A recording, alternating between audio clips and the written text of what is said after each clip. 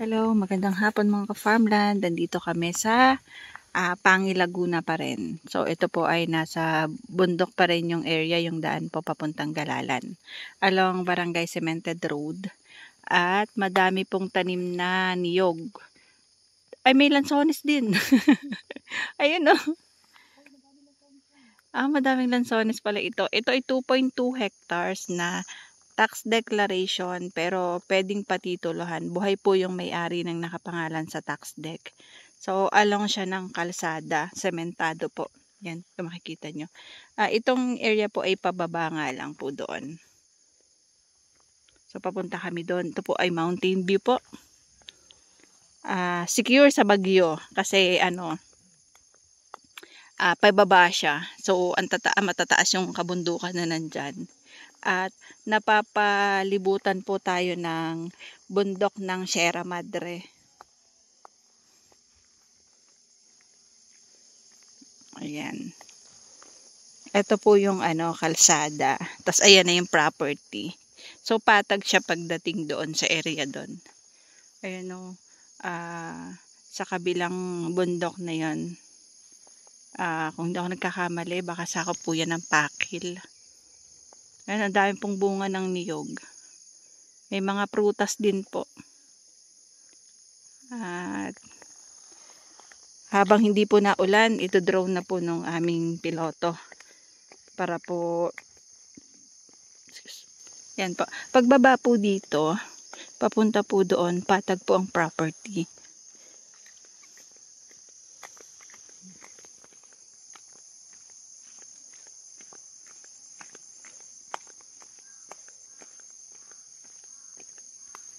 Start po yan from doon sa may malaking puno. Yun. Yun.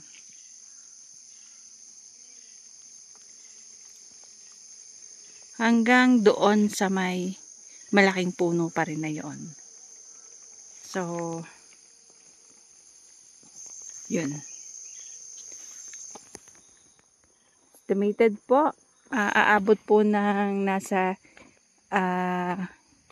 90 to 100 meters po yung frontage niya sa kalsada.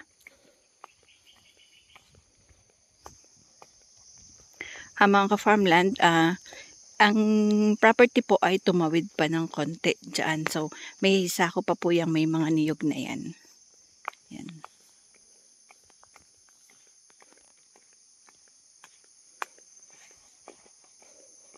Ito po ay buhay po yung nakapangalan sa tax declaration. Hindi po mabusisi ang dokumento.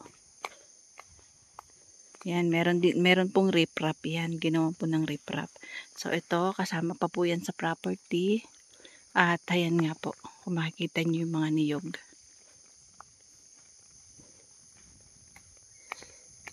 May mga dumadaan naman po dito mga tricycle. Yung mga may-ari po ng mga farmland dyan sa ibaba. So ito po ay sako po ng barangay ng Natividad, Pangi, Laguna. Pero ang daan po ay dito po sa paakyat ng Galalan. Ayan.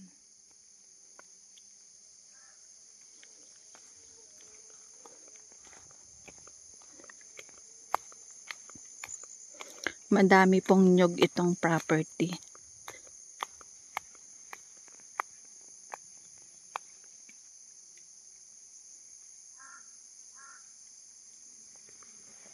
Dito nga lang po sa area na ito, wala pang linya ng kuryente. Pero may signal po ang cellphone tsaka internet. Meron lang po itong source ng tubig, galing sa bukal.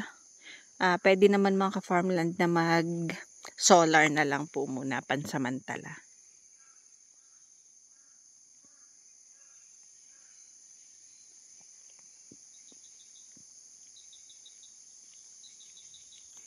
So, ang property po ay hanggang dyan sa puno na malaki. So, papakita ko sa inyo, pupuntahan po natin.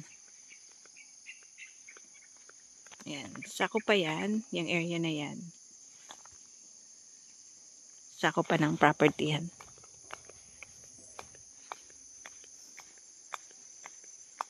So, dahan-dahan po tayo at madulas ang kalsada. Kasi malumot, bibihira pong madaanan ng mga sasakyan.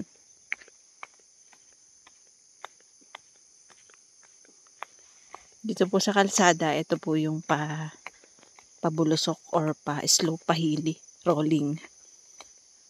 Yan. Yan, hanggang dyan po yung property. Ito po yung frontage ng kalsada. Tapos padiretso papasok po doon. So, ayan po, ito po ang property. Balik po tayo. Akayat tayo. Pataas naman. Pero ito mga farmland property ay flat dyan pagdating sa loob.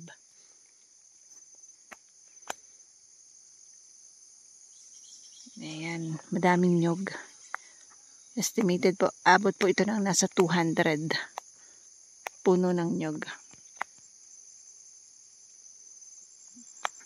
Doon kami dadaan sa may pwesto ni ate. Papasok doon sa loob ng property.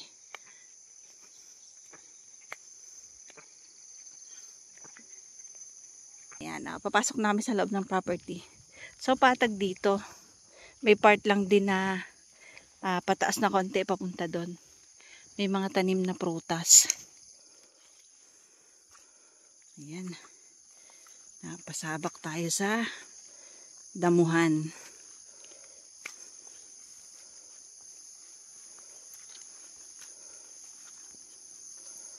Ang kagandahan naman mga ka-farmland, yung gilid ng kalsada doon may riprap.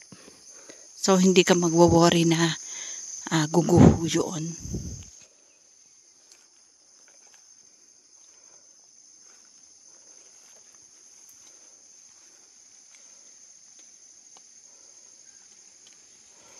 Buti hindi na po umuulan kasi mahirap mag-vlog ng naulan. May sagabal na payong.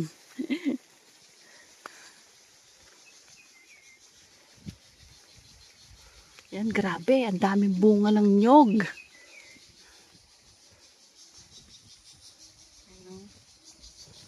Ang location po ng property ay mataas.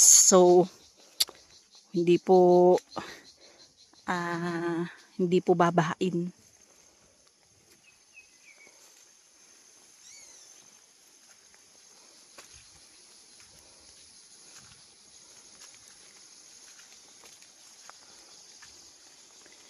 May lansones pero wala siyang mga bunga. Kita ko na hinahanap ko.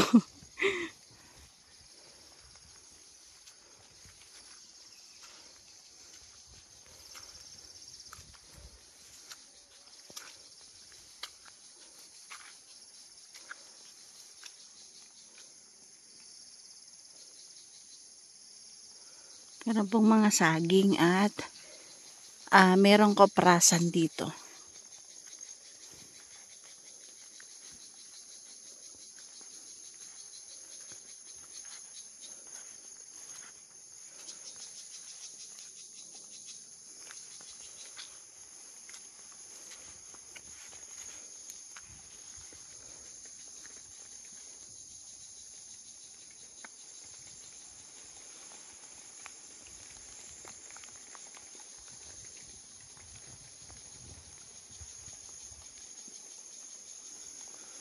Ayan mga ka-farmland, madilim nga lang kasi po masama po ang panahon, pero pasalamat po tayo kasi tumigil po ang ulan. Yan o, ang dami pong may bunga pala yung lansones. Ang taas lang kaya hindi ko nakita. Meron po itong mga saging, niyog, avocado, ayan po. Ayan o. Ayan o, ang daming lansones, kita ko. Ayan mga ka-farmland. So, ito kasama pa po yan sa property. Yan. Yan po yung yan po yung kanilang koprasan. So, yung kanilang produkto dito, kinokopras lang po nila mga ka-farmland. Ayan po.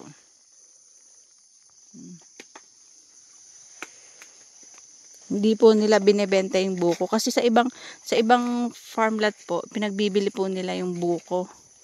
Dito po hindi, kinokopras nila. So ayan, kasama pa po yun sa property. Pataas po pa ganon.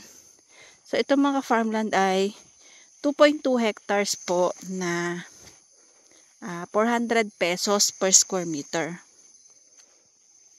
Yun po yung asking na binigay sa amin ng may-ari ng lupa. Depende na lang po sa paghaharap ninyo o sa pag-uusap nyo kung hanggang magkano po niya kayang ibigay pa or kaya pa ba niyang ibaba.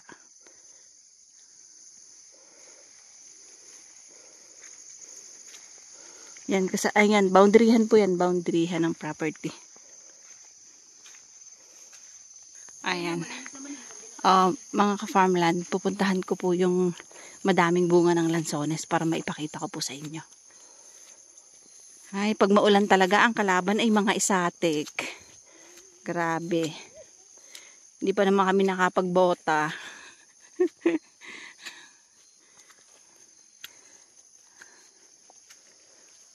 May nanguha na nga Ate Amor eh. Nakita ko yung ano. Nakita ko yung pinagbalatan ng lansones. Ayan o. Naku. Puwera isatik lang po. Hindi. Yan na may mga may buhay din. Yan na may gagapang lang sa ating mga binti. At ito na po ang lansones. Nilinisan te. Yan o. Nilinisan nila kasi may puno po ng lansones at may mga bunga.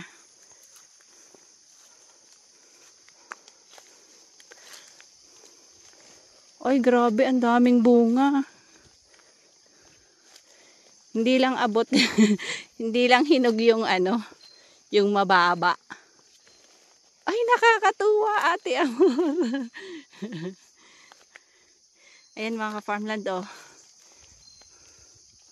Kahit mababa siya, hindi pa rin abot ng pandaki ko na tulad ko. Katuwa oh. Ayan po oh. Yan. Yan po ang mga lansones. Ayan ang mga farmland. Ang dami pong bunga. Matataas lang ang lansones. Tapos madilim ka pati kaya hindi nyo makita. Titikim lang tayo. Ayan. Titikman lang natin para alam natin kung anong lasa at nang masasabi natin sa buyer na matamis po yung lansones. Ayan o. May nangunguha nga kasi may panungkit.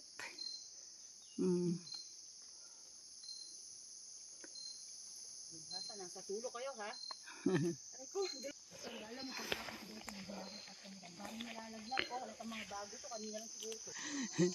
Ayan o, ito ang dami din pong bunga. So, may panungayan din, yung wild rambutan. Yan. Ito po, mga farmland ay sako pa po sa property. Ayan.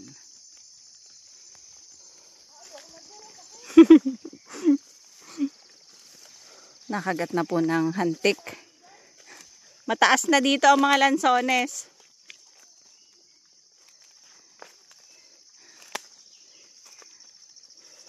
Nakagat na si Ate Amor ng hantik. Ayan. So mga farmland, ito po ay sako pa po sa property. Kasama pa itong area na ito. Pataas pa po. Hindi ko na nga lang po maiituro sa inyo yung pinaka boundaryhan ng property kasi kita nyo naman oh. Pero pagdating po dito, bahagya lang yung kanyang slope area. Flat na may kasamang rolling. Ayan, madami din pong bunga ang niyog.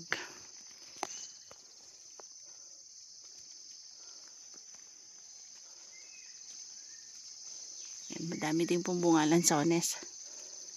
Try kong bilangin kung kakayanin.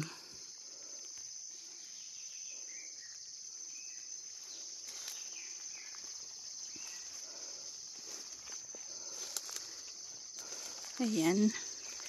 Naambo na naman.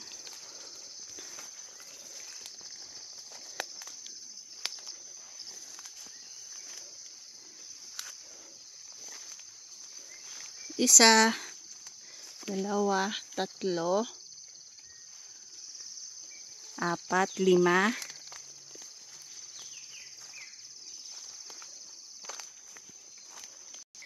So, 8 na po yung nakikita kong puno ng lansones from dito sa gilid.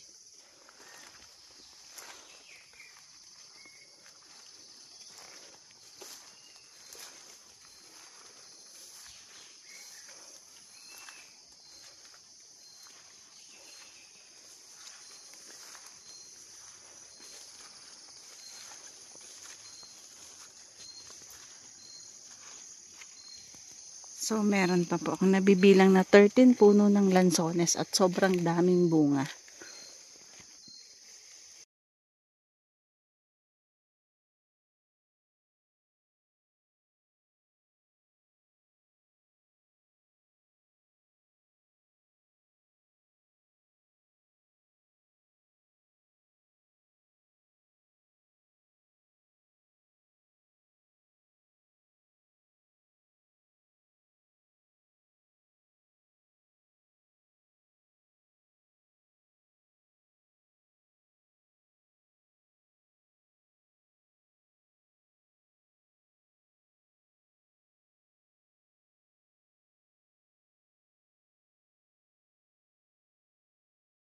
So, paano mga ka-farmland? Bye-bye po. See you for the next videos. God bless po sa ating lahat. Inuulit ko, ito po yung property na 2.2 hectares. Located po sa Barangay Natividad ng Pangil, Laguna. So, malapit po sa Sulib at ang daan po ay sa daan po papuntang Galalan. Mountain view, flat and slope ang property. Productive po kasi may mga lansones at ang niyog po ay kinokopras. Ito po ay 400 pesos per square meter. Bye-bye! See you for the next videos. Maraming salamat po sa aking lahat ng viewers, followers, subscribers, at sa lahat ng sumusuporta kay Ka-Farmland TV.